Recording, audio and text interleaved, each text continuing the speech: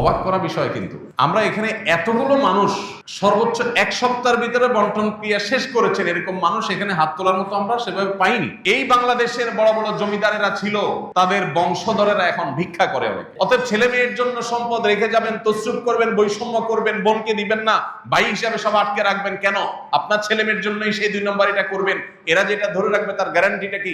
এরা যে রাস্তা ভিক্ষার জন্য মানুষের সামনে হাত পাতবে না, গ্যারান্টিটা? অবহেলিত একটি ফরজ বিধান সম্পর্কে, যে ফরজ বিধানের অবহেলা এবং তার প্রতি অবজ্ঞা, এটা আমাদের সাবকন্টিনেন্টের মুসলমান সমাজের জন্য একটা লজ্জাজনক অধ্যায় বলতে পারি। কারণ ইসলামকে যারা প্র্যাকটিস করার চেষ্টা করি ব্যক্তিগতভাবে, জীবনের বিভিন্ন ধাপে বিভিন্ন ক্ষেত্রে আল্লাহ রাব্বুল আলামিনের বিধিবিধানগুলো মেনে চলার চেষ্টা যাদের মধ্যে আছে, এই ফরজ বিধানের অবহেলা তাদের মধ্যেও প্রকট।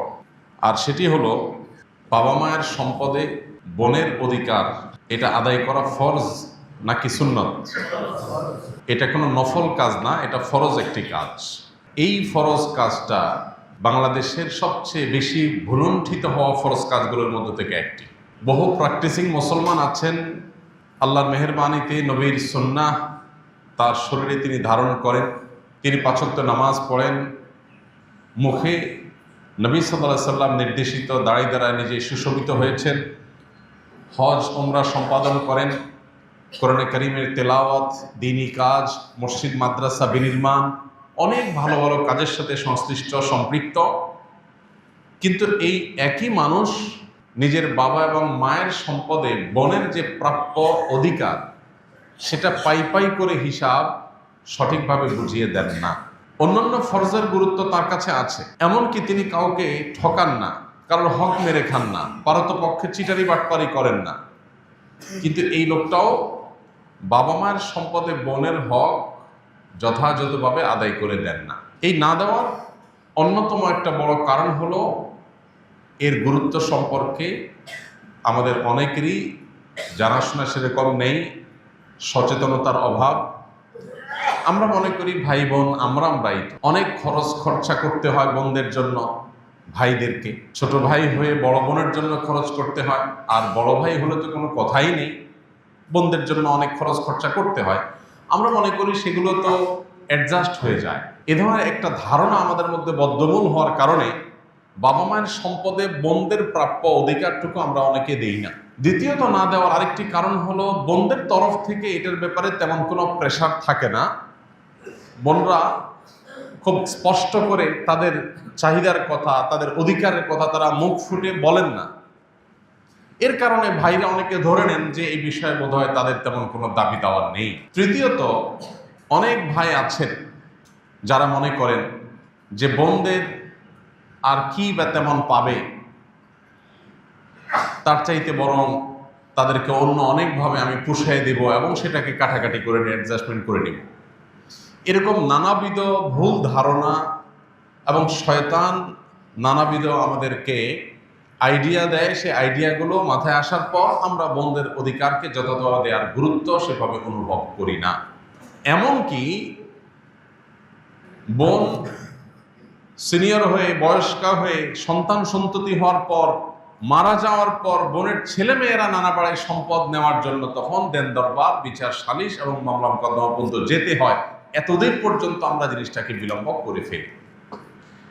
মৌলিকভাবে মাঝে একটু জেনে রাখি, কোনো মানুষের মৃত্যুর পর তার ওয়ারিসদের উপরে কয়েকটা কর্তব্য চলে আসে ইমিডিয়েট। মৃত্যুর পর পর তৎক্ষণাৎ কিছু করণীয় তাদের উপরে প্রযোজ্য হয়। তার ভিতরে 1 নম্বর প্রযোজ্য হয় মৃত ব্যক্তির দাফন কাফনের জন্য প্রয়োজনীয় ব্যবস্থা করা, জানাজার ব্যবস্থা করা। এরপর মৃত ব্যক্তি যে সম্পদ তিনি রেখে গেলেন তার সম্পদ থেকে তার দেনা দায়ী থাকলে সেগুলোকে পরিশোধ করা। এরপরে সবচেয়ে গুরুত্বপূর্ণ কাজ হয় তার সম্পদের অবশিষ্ট যেটা দেনা দায় পরিশোধ করার পর থাকে সেটা তার ওয়ারিস, কোরআন যাদেরকে যতটুকু হিস্সা দিয়েছে তাদেরকে ততটুকু হিস্সা বুঝিয়ে দেওয়া, এটা কর্তব্য। আমাদের সমাজে এই জিনিসটাকে গড়িমসি করে লেট করা হয়, দেরি করা হয়। এত বেশি দেরি করা হয় যে শেষ পর্যন্ত এটার কোনো হদিস খুঁজে পাওয়া যায় না, কুল কেনা পাওয়া যায় না।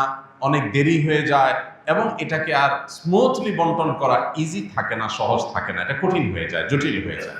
এই যে বিলম্ব করা হয় এরও একটা কারণ আছে। সেই কারণটা হলো, অনেকে মনে করেন বাবা মা মাত্র দুনিয়া থেকে গেলেন, মাত্র লাশটা দাফন করে আসলাম, এখনো যদি ভাই বোন সবাই মিলে আমরা বসে যাই যে বাবা মা কি রেখে গেলেন, দায় দেনা কি আছে না আছে সেটা পরিশোধ করলাম, ভালো কথা, কিন্তু বাকিটুকু আমরা নিজেরা কে কত পাবো বন্টন করার জন্য যদি বসে যাই, সমাজের মানুষ কি বলবে? আমাদের সমাজ অনেক খারাপ কাজকে খারাপ মনে করে না, কিন্তু ভালো কাজকে খারাপ মনে করে। বাবা মার মৃত্যুর পর ভাই বোনরা বসে কি কি সম্পদ রেখে গেলেন, দায় দেনা কি আছে পরিশোধের ব্যবস্থা করে বাকি কি থাকলো সেটা আমরা কে কতটুকু পাবো এটাকে ক্রিস্টাল ক্লিয়ার, একেবারে পরিষ্কার ভাবে পরস্পরের মধ্যে বন্টন করে নেওয়া, এটা তাদের উপরে ফরজ। এই ফরজ বিধানটাকে বিলম্ব করতে করতে 2-4 বছর নয় 2-4 যুগ আমরা পার করে দিই। এরপরে দেখা যায় যে আগের সে মেন্টালিটি আর থাকে না, এর মধ্যে বহু পানি গড়িয়ে যায় নদীতে, বহু সময় পার হয়, মন মানসিকতা পরিবর্তন হয়, প্রেক্ষাপট পরিবর্তন হয়, এরপরে আর চাইলেও আগের মতো যখন বন্টন করা যেত সে বন্টন করার পথটা সেভাবে খোলা থাকে না। আমরা এখানে যারা আছি, কয়জন বলতে পারবেন যে আমার বাবা বা আমার মায়ের মৃত্যুর পর, আমার পরিবারের কোনো সদস্যের মৃত্যুর পর আমি 2-4-5 দিন 7 দিনের মধ্যেই তার সম্পদের বন্টনের কাজ শেষ করে ফেলেছি? এখানে কি কেউ আছেন? এখানে কেউ থাকলে এটা আমি দেখতে চাই যে রেশিওটা কিরকম। আমরা এখানে কয়েকশো মানুষ আছি, এর মধ্যে 2-4-5 জন কি আছেন যে 1 সপ্তাহের মধ্যে বন্টন করে ফেলেছেন? থাকলে একটু হাতটা তুলে একটু দেখাবেন। অবাক করা বিষয়, কিন্তু আমরা এখানে এতগুলো মানুষ সর্বোচ্চ 1 সপ্তাহের ভিতরে বন্টন ক্রিয়া শেষ করেছেন, এরকম মানুষ এখানে হাত তোলার মতো আমরা সেভাবে পাইনি। এটা কিন্তু একটা ইন্ডিকেটর। আমি যে শুরুতে বলেছি অবহেলিত ফরজ, আমি যে শুরুতে বলেছি যে ফরজ সবচেয়ে বেশি বলন্টিত হচ্ছে, এই বিষয়টি কি প্রমাণ হলো এখন যে আমরা এখানে একজন মানুষও নাই যে বাবা মার মৃত্যুর পর 1 সপ্তাহের ভিতরে বন্টন করেছে। আলহামদুলিল্লাহ অনেকের বাবা মা এখনো বেঁচে আছেন, স্ত্রী স্বামী বেঁচে আছেন, তাদের তো অপশনই আসে নাই, কিন্তু যাদের আসছে তারা কয়জন এটা কাজ করেছে? করিনি আমরা বেশিরভাগ। ওই যে কেন করি নাই? কারণ যখনই ভাই বোন মিলে বন্টন করতে বসবেন, এলাকার মানুষজন বলবে ছি ছি ছি, বাপটার লাশ দাফন করে এসে পারলো না, এখনই তারা ভাগ বন্টনের জন্য বসে গেছে, কত খারাপ। আমাদের সমাজে কারোর প্রয়োজন হয়েছে, সে বিয়ে করেছে, এটা নিয়ে বহু লোক বহু কথা বলবে। একজনের স্ত্রী মারা গেছেন, বয়স হয়ে গেছে, সিনিয়র মানুষ 50-60-70-এর ঘরে চলে গেছে বয়স, তিনি আরেকটা বিয়ে করেছে, ছুঁই ছুঁই রব পড়ে যায়, ফিস ফিস ফিস ফিস করে আলাপ আলোচনা শুরু হয়ে যায়। লোকটা কি খারাপ কাজ করেছেন না ভালো কাজ করেছেন? কিন্তু এটা নিয়ে সমালোচনা হয়। এই সমাজটাকে যদি আমরা পরিবর্তন না করতে পারি, তাহলে দিন দিন মানুষের অধিকারগুলো একটা পর একটা পায়ের নিচে পিষ্ট হতে থাকবে। আমাদেরকে সংগ্রাম চালাতে হবে। কেউ ফিসফিস করতে আসলে প্রতিবাদ জানাতে হবে, লোকটা কোনো অন্যায় করে নাই, কেন আপনি সমালোচনা করছেন, কেন এটাকে খারাপভাবে নিচ্ছেন? আমরা যখন ভালো কাজকে অ্যাপ্রিসিয়েট করবো না, তখন সমাজে ব্যভিচার হবে, অন্যায় হবে, অনাচার হবে, তলে তলে অনেক অপরাধ কর্ম হবে। প্রথমত এই ট্যাবু ভাঙতে হবে। বাবা মার মৃত্যুর পর দ্রুততম সময়ের মধ্যে সম্পদের বন্টন করা দোষের কোনো বিষয় নয়, বরং এটা ভালো বিষয়, কোন অর্থে ভালো।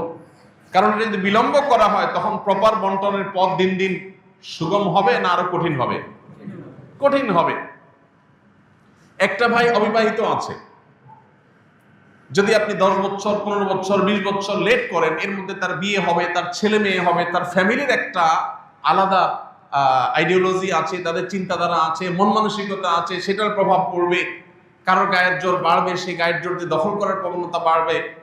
যদি মৃত্যুর পরপর বন্টন করা হয়, সবার মন মানসিকতাও নরম থাকে, আল্লাহর ভয়ও থাকে, যথাযথভাবে বন্টন করার পথটা তুলনামূলকভাবে ইজি থাকে।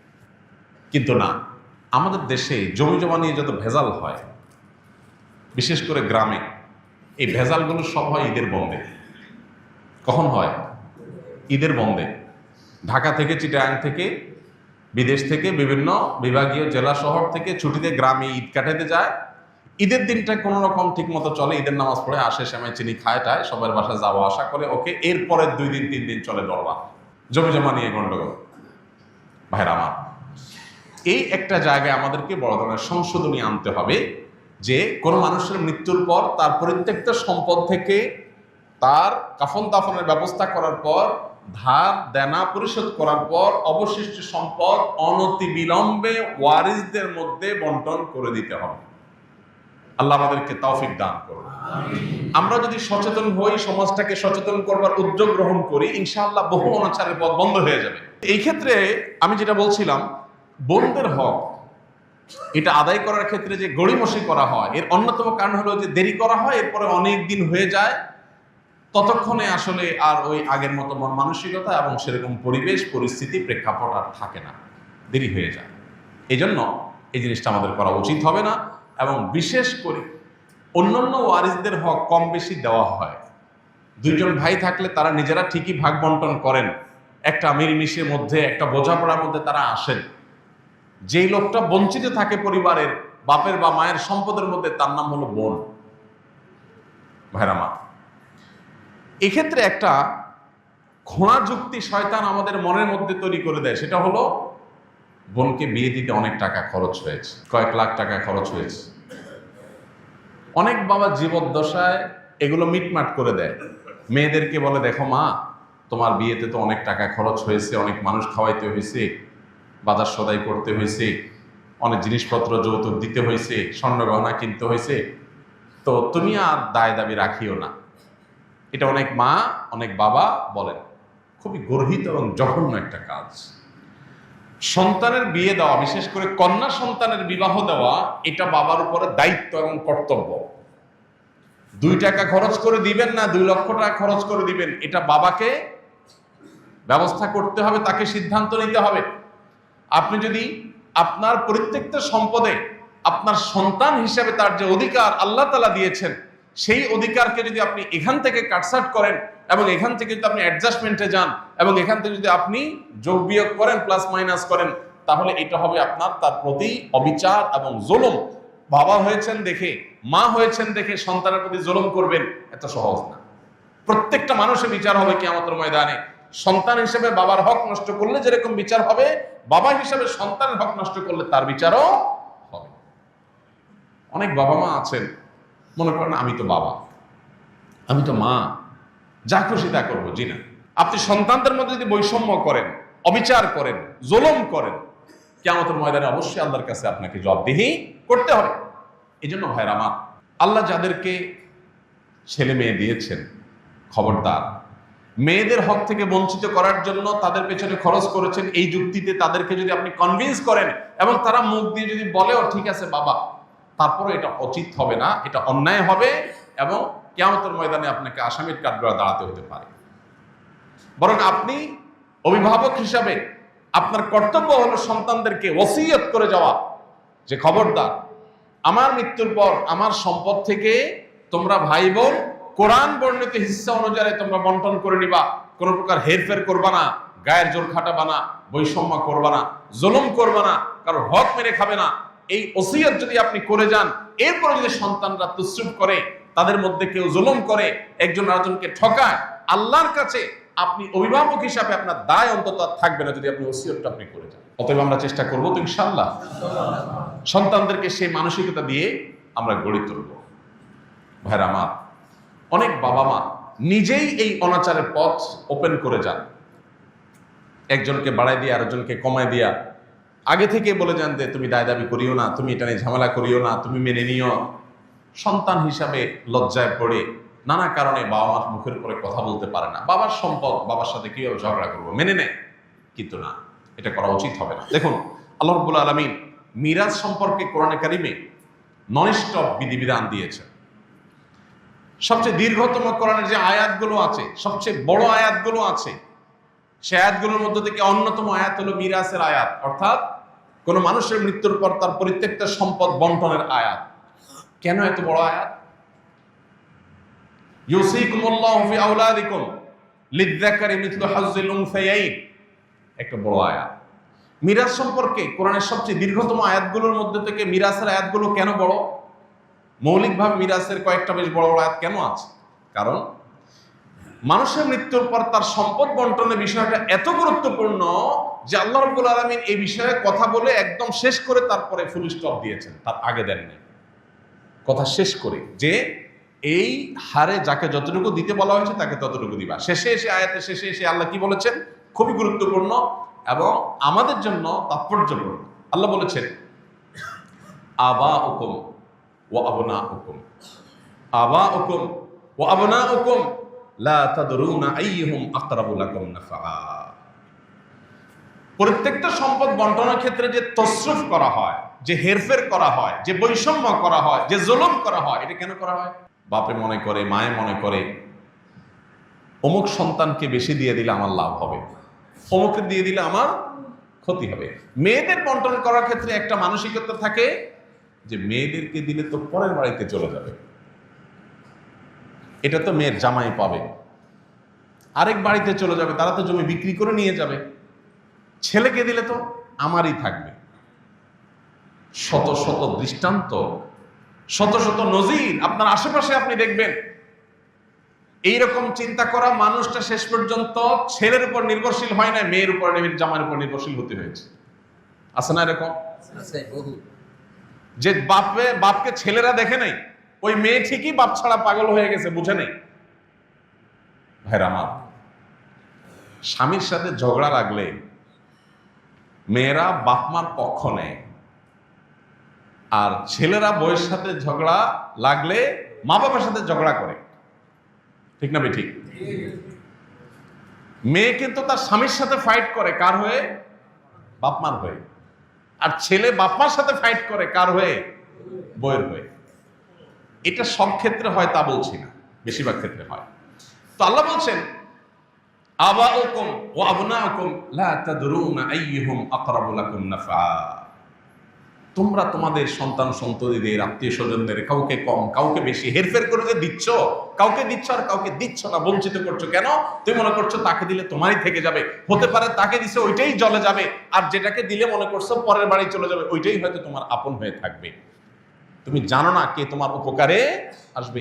কত বাবা এরকম আছেন যে সম্পদ সব একটা ছেলের নামে লিখে দিয়েছেন, ওই ছেলে বেঈমানি করছে সবার আগে, আর যে ছেলেটাকে কিচ্ছু দেন নাই শেষ পর্যন্ত বিপদের শেষ মুহূর্তে ওই ছেলেই সাথে ছিল। আছে না এরকম বহু নজির?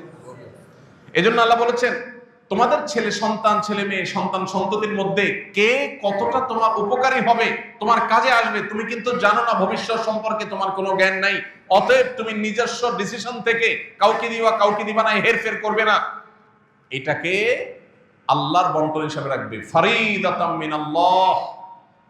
আল্লাহ বলেছেন এই বন্টন এটা আল্লাহর নির্ধারণ, মাইন্ডেড।